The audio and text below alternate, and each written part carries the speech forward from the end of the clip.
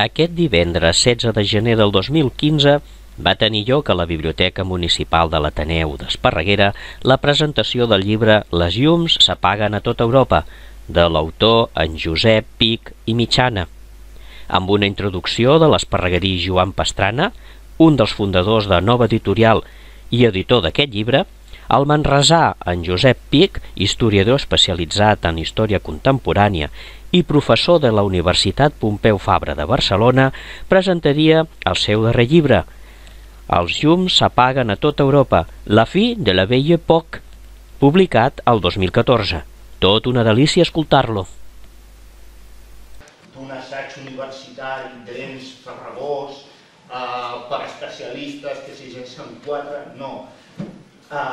Volem fer llibres a un preu molt raonable, amb una bona qualitat dels continguts i sobretot això és cert en el cas de l'autor que avui tenim aquí, Josep, que va començar sent el meu director de tesi, avui ja em sembla que podem dir que és una cosa més, un molt bon amic,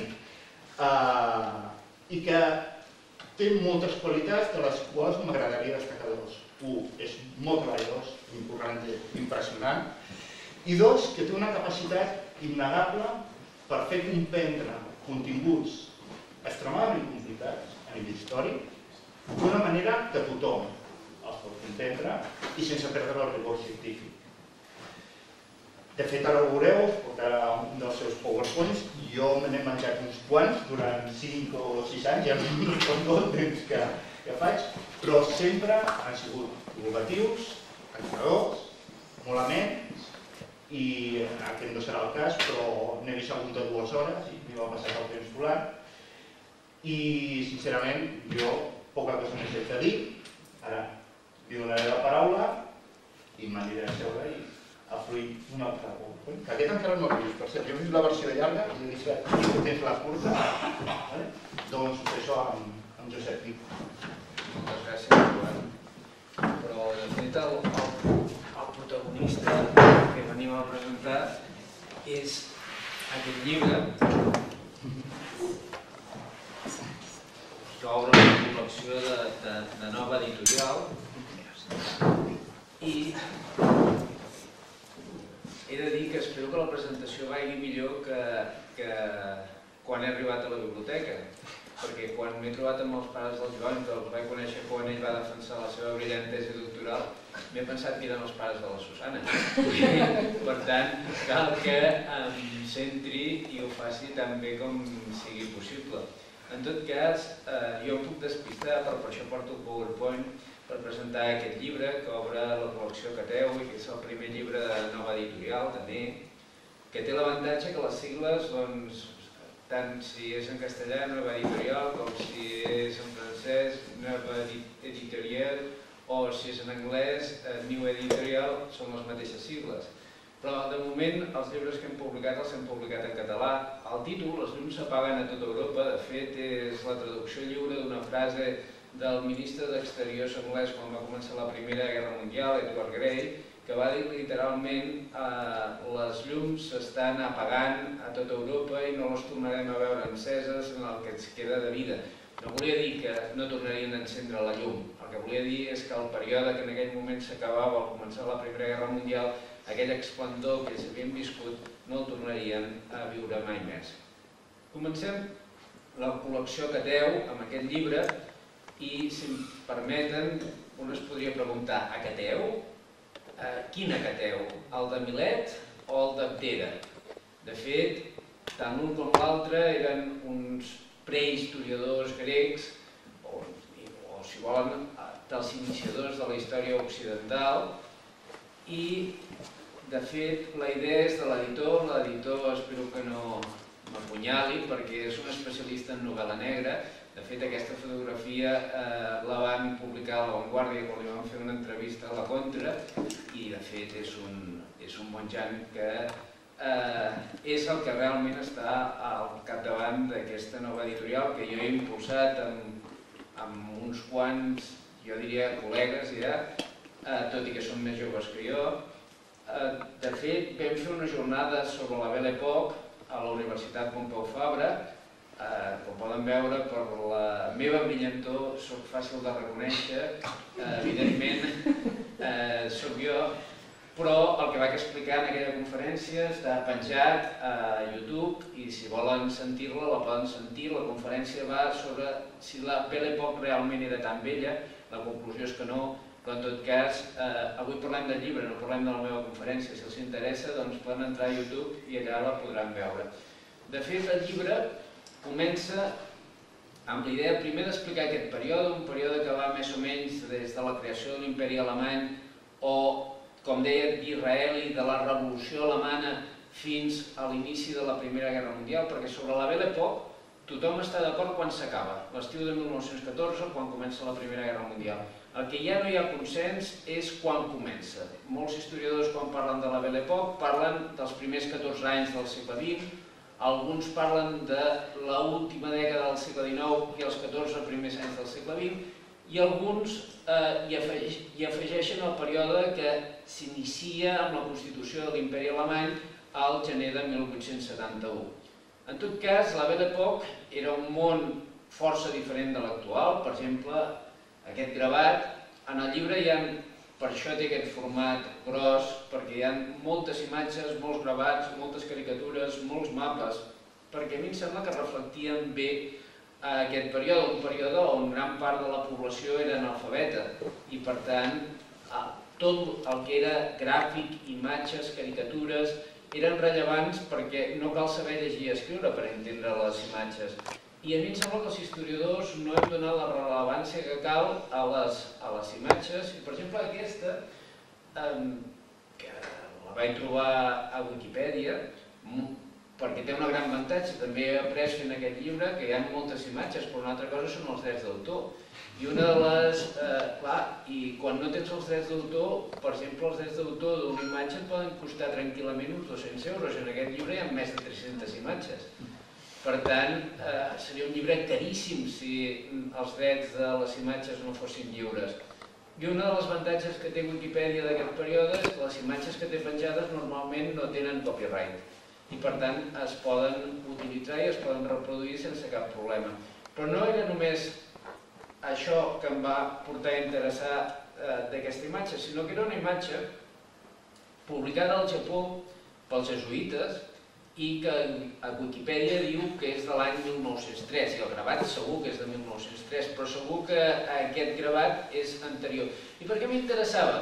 Perquè el títol d'aquest gravat en alemany, d'uns jesuïtes que el publiquen al Japó, era el dinar dels reis, emperadors i presidents, amb la idea que aquests personatges eren els personatges més importants del món al 1903. I és significatiu tant pels que hi són com pels que no hi són.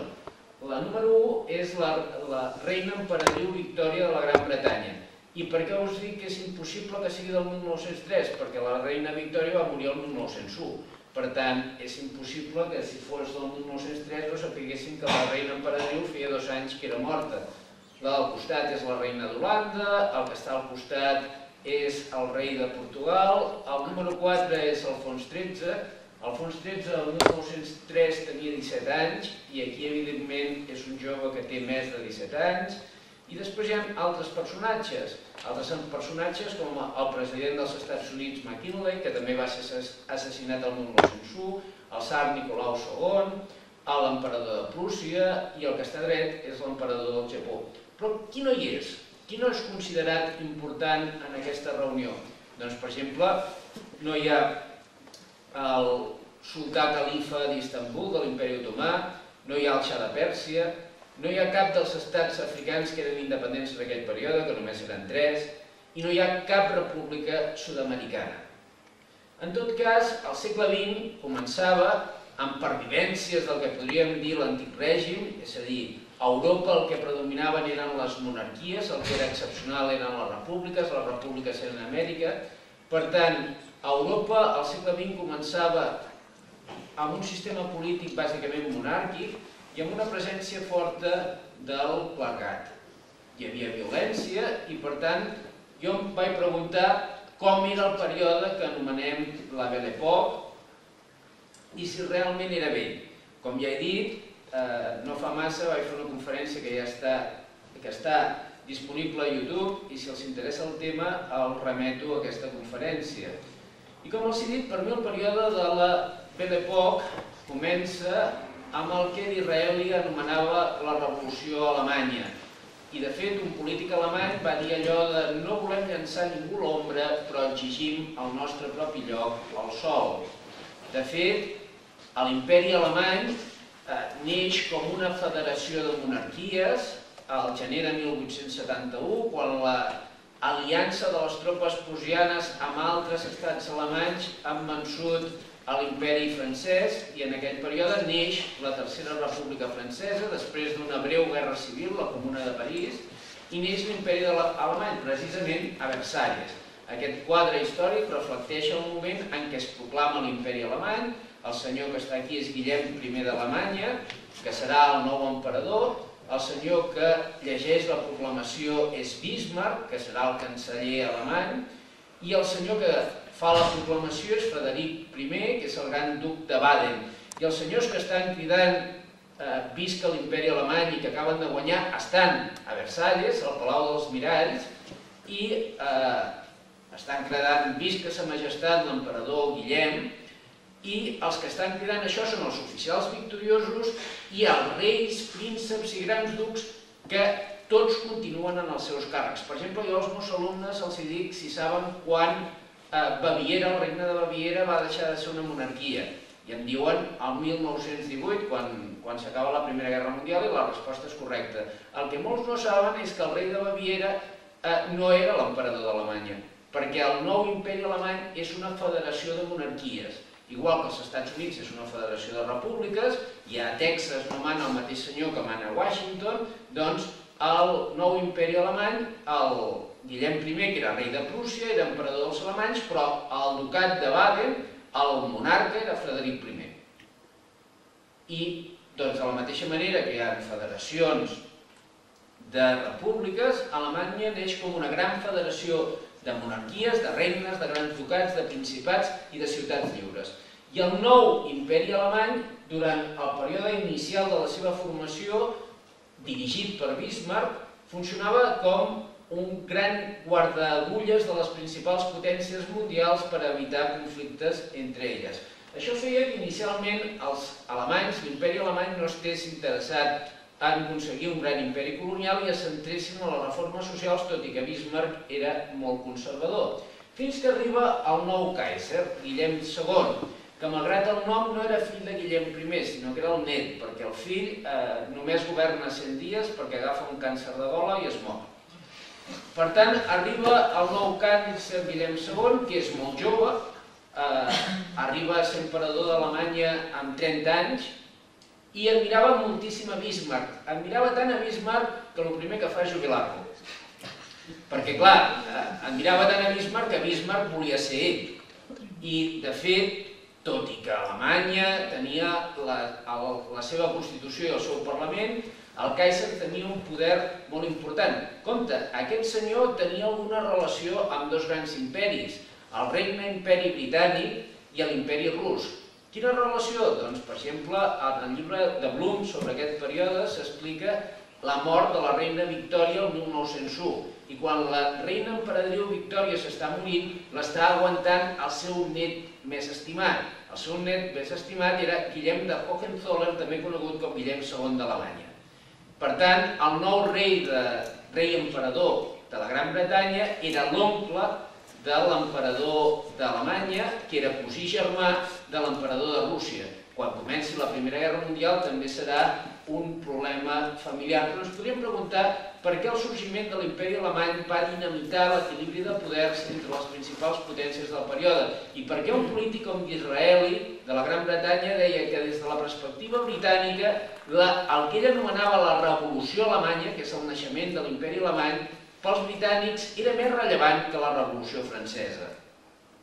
O Cecil Rhodes, que és el que reflecteix aquesta caricatura mostra la pretensió de Cecil Rhodes de comunicar a Egipte, que era un protectorat britànic, amb el Cap, el que ara és Sud-àfrica, que també era un protectorat britànic. I de fet, no l'imperi britànic, Cecil Rhodes, que era un empresari, ell solet doblarà les possessions britàniques a Àfrica, després se les quedarà l'imperi britànic. Un imperi britànic que en el seu període d'esplendor només dominava una tercera part de les terres submergides, més tots els mars.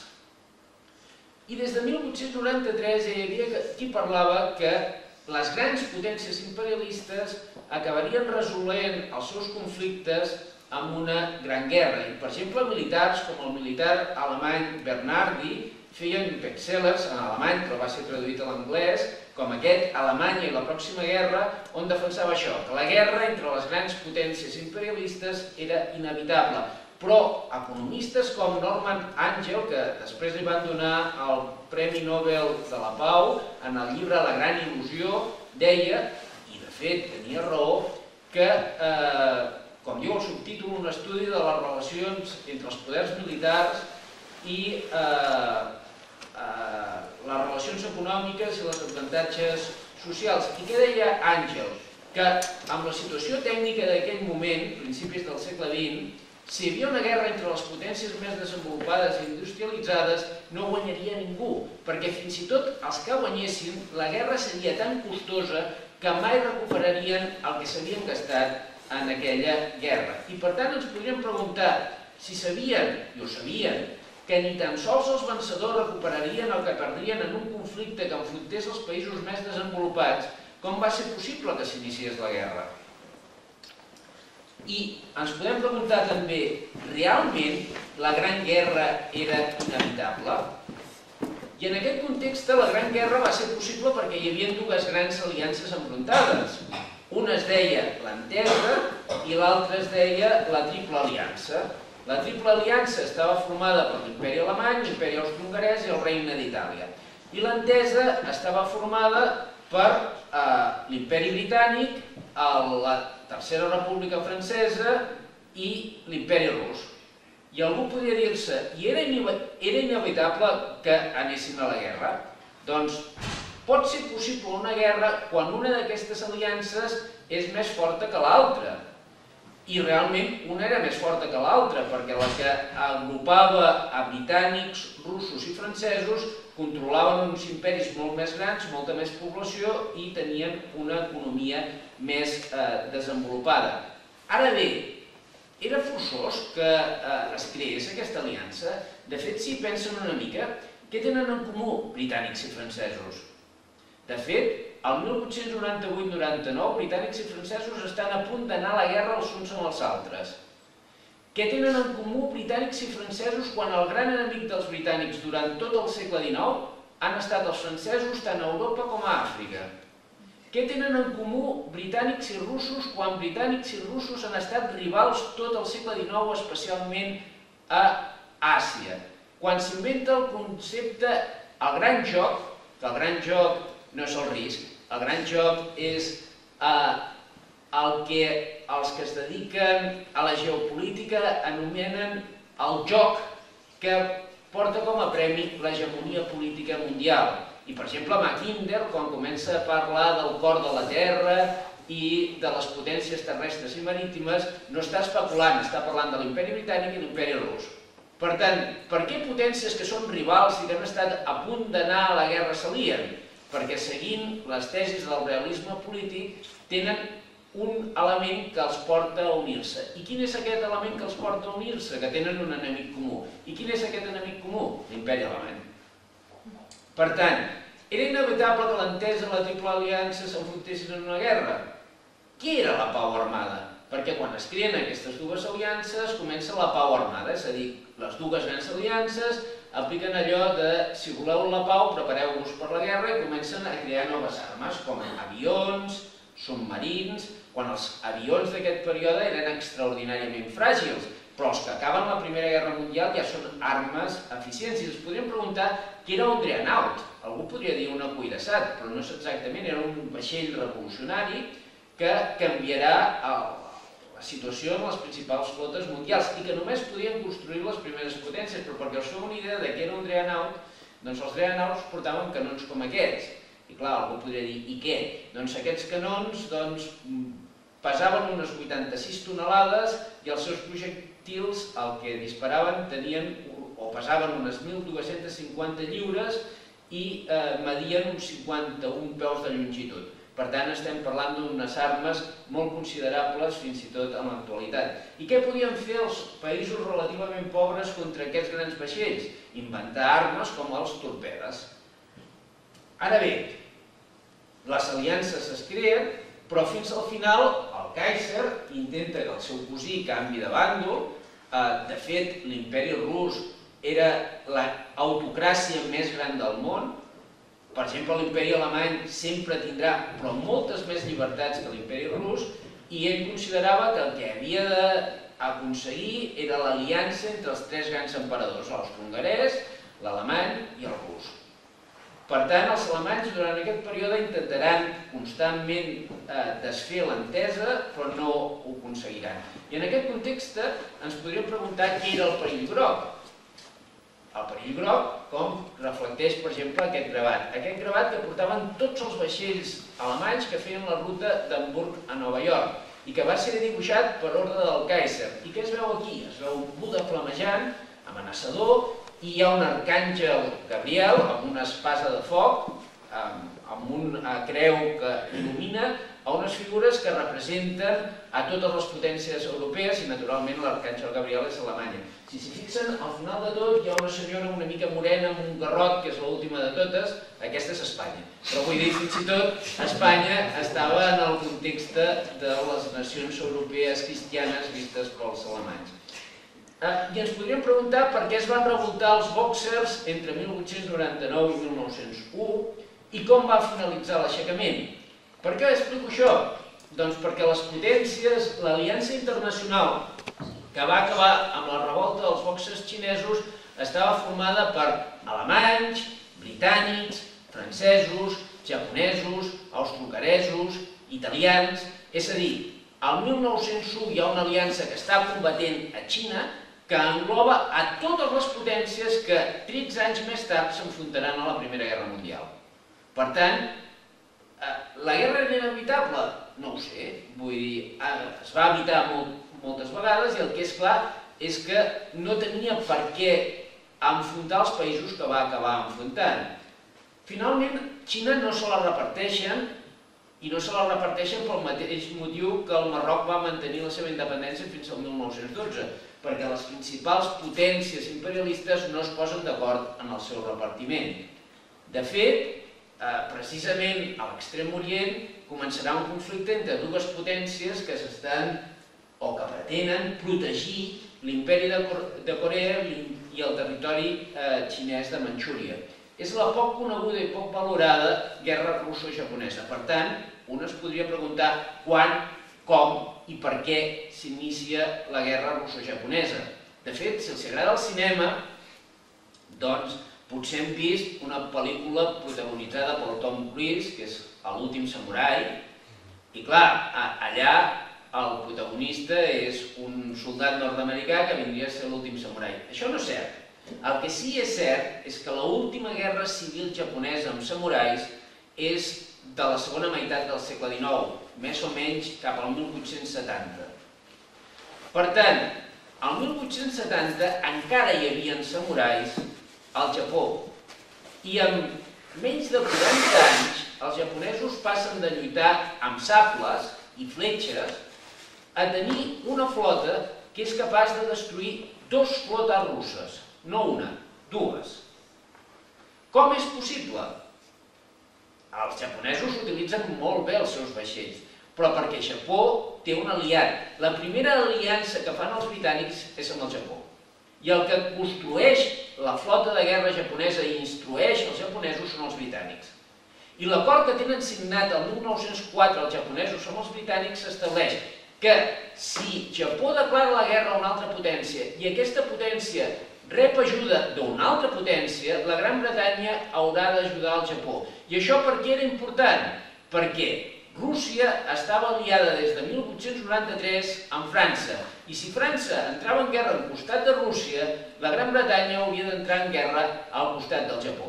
I per tant, la guerra que va passar al cap de 10 anys hagués estat impossible. Per tant, podien canviar molt les coses. I compte, si els interessa el tema, els britànics van estar molt a punt de declarar la guerra a Rússia el 1905. I algú es podria preguntar si aquest conflicte podia iniciar la Gran Guerra. I algú podria dir quina relació té amb la primera revolució soviètica de 1905. No m'equivoco, no.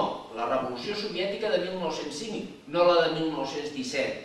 Perquè moltes vegades es confon revolució soviètica amb revolució bolxevic i no és el mateix. Soviet el que vol dir és consell, junta. I la primera revolució dels soviets, dels consells de les juntes, és la de 1905 i després la segona serà la de 1917, que comença amb el diumenge sagnant. I algú podria dir, i què hi tenia a veure Theodore Roosevelt en tot plegat, un president dels Estats Units? Doncs Theodore Roosevelt, que per cert li donaran el Nobel de la Pau quan va ser un dels presidents més bel·licosos dels Estats Units d'Amèrica, doncs serà el que farà de mitjancer perquè russos i japonesos signin la pau. I un exemple del que era la seva bel·licositat serà el que farà el Marroc, ja en parlarem d'aquí un moment. I ens podríem preguntar, un conflicte a l'extrem orient, com la guerra russo-japonesa, tenia alguna relació amb la situació al Marroc en el període era conegut com l'imperi xerifià? I què va passar en la primera crisi marroquí del març de 1905, la crisi de Tànger? Doncs el que va passar és que el Kaiser decideix anar d'excursió, agafa el seu creuer acompanyat d'un creuer de guerra, se'n va a Tànger i diu que garantirà la independència de l'imperi marroquí. No perquè li importi res la independència dels marroquís, bàsicament perquè els francesos estan a punt de transformar el Marroc en un protectorat. Per què? Perquè en aquell moment hi ha la guerra russo-japonesa, sap que els francesos no poden comptar amb l'ajuda dels russos i de fet està provocant els francesos perquè comenci la guerra. De fet, si la guerra hagués començat el 1905, els alemanys tenien moltes probabilitats de guanyar-la. I també està generant una crisi perquè d'aquesta manera vol ajudar el seu cosí rus que està en plena guerra amb els japonesos. Per tant, alguna cosa té a veure. En què consisteix l'incident Perdicaris? Doncs bàsicament l'incident Perdicaris és que un entre bandoler i príncep marroquí segresta a un ciutadà nord-americà i demana uns diners per a aquest ciutadà i el Theodore Roosevelt el que fa és enviar l'armada nord-americana i informa amb l'independent sultà del Marroc que té dues opcions, o li torna Pericardis viu o li dona el cap del segrestador mort. I si no ho fa, començarà a bombardejar tots els ports de Marroc. És una manera d'entendre les relacions internacionals d'aquell període. Perdicaris va ser alliberat. Per què es va celebrar la Conferència Internacional d'Algeciras el 1906 i per què hi va Theodore Roosevelt amb la seva teoria del Big Stick, del Gran Garrot? Què va passar al Marroc el 1907? És a dir, un metge va ser assassinat a Marrakeix. Marrakeix és el centre de Marroc. I la reacció de França és que es van accionar dues ciutats, Oujda, que està al costat de la frontera algerina, i Casablanca, que és un port atlàntic. I algú podria dir per què l'assassinat d'aquest pobre metge va implicar, a Marrakeix, va implicar que els francesos s'annexionessin dues ciutats. I quina vinculació té els fets de 1907 amb el que passarà al Marroc el 1909? I per què va estar a punt d'iniciar-se la Gran Guerra el 1908? Fins i tot què va passar el 1908? Què volien els joves turcs? Qui eren els joves turcs? Els joves turcs eren aquests senyors. Vull dir, en aquell moment a Turquia es feien servir 3 alfabets. 2 no els puc llegir. Un era l'àrab, l'altre era el persa i el tercer era el francès. I el francès sí que el puc llegir. Viva la pàtria, viva la nació, viva la llibertat. Visca la pàtria, visca la nació, visca la llibertat.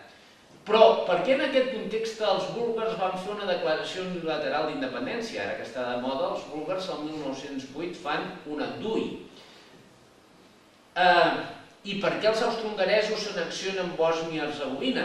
De fet, és el que demostra o mostra aquesta caricatura.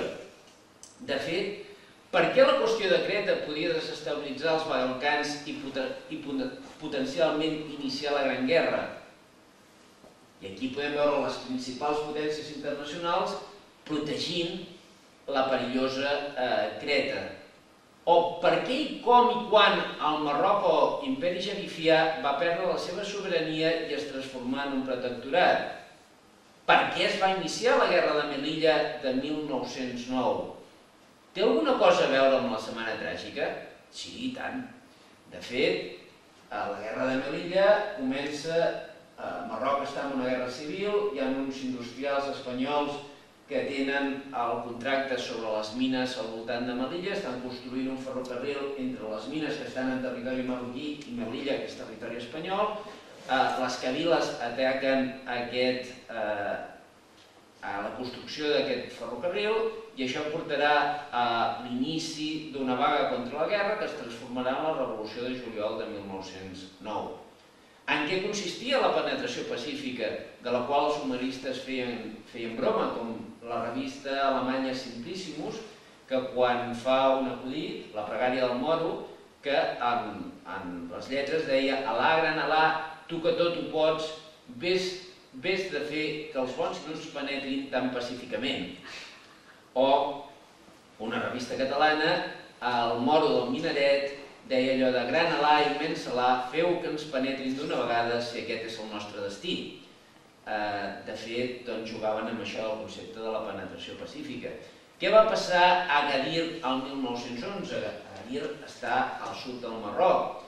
Doncs bàsicament que els alemanys envien un parell de vaixells una altra vegada per impedir que l'imperi marroquí passi a ser un protectorat francès. Però què tenen a veure el Marroc amb el Camerun?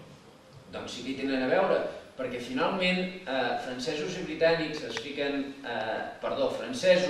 alemanys es fiquen d'acord que els francesos faran del Marroc un protectorat, excepte la zona nord, que passarà a ser controlada per Espanya, bàsicament perquè els britànics no volen que els francesos estiguin a prop de la seva gran base de Gibraltar, però a canvi els francesos compensaran els alemanys amb l'increment de la seva colònia del Camerun. El Camerun pràcticament doble el seu territori i era una colònia alemanya al centre d'Àfrica. I aquest canvi fronterer es fa al 1913. Per tant, fins al 1913, francesos i alemanys poden, i de fet arribaven a acords que fan que la civilització es mengi la independència del Marroc. Com justificaven els imperialistes francesos la transformació del Marroc en un protectorat? Doncs perquè per ells no anaven a imposar res, sinó que anaven a portar la civilització, la cultura i la riquesa als marroquins. La França portarà l'alliberament al Marroc, la civilització, la riquesa i la pau. I en què consistia la zona d'influència espanyola? De fet, és quan es crearà la zona d'influència espanyola al nord, i tot i que Ifni, que els espanyols li deien Santa Maria de la Mar Pequeña, estava estipulada que seria un territori espanyol, de fet no van controlar-lo fins a 1934. Com veien la situació els imperialistes espanyols, el que veien és que tots els altres estaven quedant la major part del Marroc i a ells només els quedaven els ossos. Quan, com i per què s'inicia la guerra italo-otomana? De fet, Tripolitània era part de l'imperi otomà i no hi havia cap motiu perquè els italians declaressin la guerra als otomans. Fins i tot els hi fan un ultimàtum i els otomans fan tot el possible per complir el que els demanen els italians, però és que els italians no volen que compleixin, volen de fet la guerra. I quin és el motiu? Doncs diran que van a reconquerir un territori que és italià perquè immediatament fan excavacions arqueològiques i demostrar que hi ha ruïnes romanes, i com que hi ha ruïnes romanes, doncs allò evidentment era un territori italià. Per la mateixa regla de 3 podien agafar els vaixells i anar directament a Tarragona, vull dir, per la mateixa argumentació. Aquest conflicte pot ser vist com un xoc de civilitzacions? A la premsa ho veien així, perquè clar, el principal dirigent de l'imperi otomà era el califa, a part de sultà. Per tant, la màxima autoritat religiosa musulmana. I encara que el rei d'Itàlia no s'entenia massa amb el Vaticà, doncs a Roma hi havia la màxima autoritat catòlica. Per tant, es veia també una guerra entre cristians i musulmans. I algú podria dir, què tenia a veure Mussolini amb la guerra de Líbia? De fet, algú de vostès reconeix aquest senyor? Que no? Sí que el coneixen, sí. És Benito Mussolini abans que perdés els cabells. Benito Mussolini quan era socialista, quan era un socialista radical. I què deia el jove Benito Mussolini en aquests anys? Doncs el jove Benito Mussolini deia que el que estava fent Itàlia amb Líbia, perquè no li deien Tripolitània, li deien Líbia, el que estaven fent els italians amb Líbia era una guerra d'agressió, i ho era, i que era una guerra imperialista.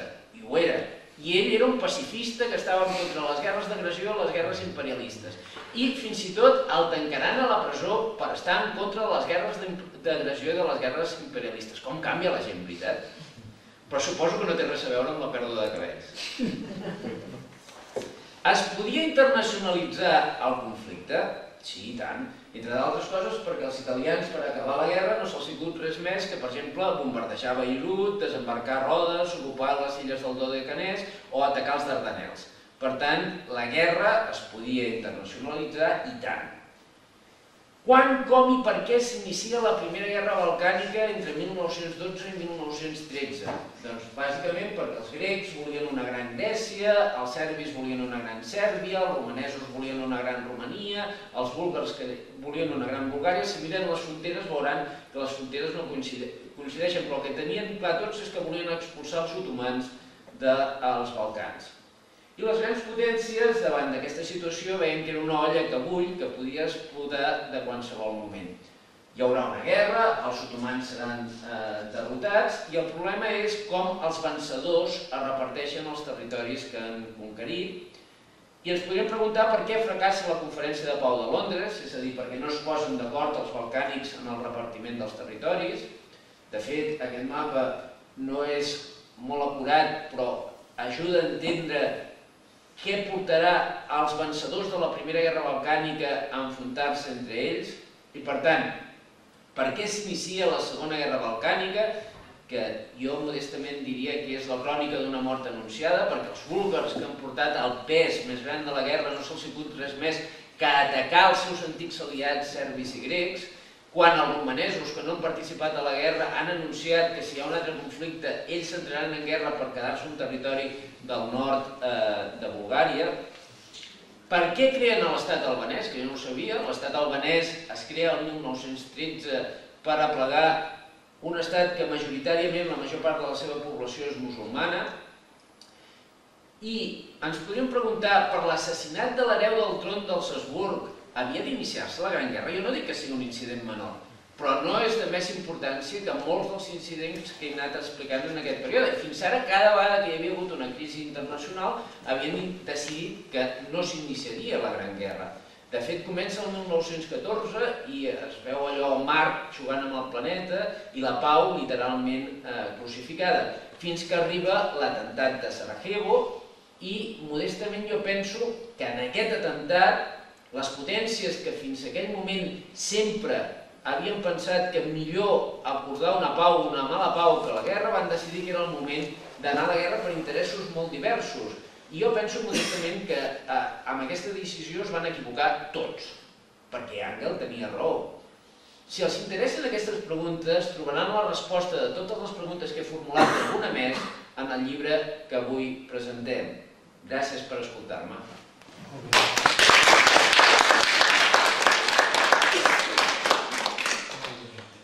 Si abans alguna pregunta, jo les contestaré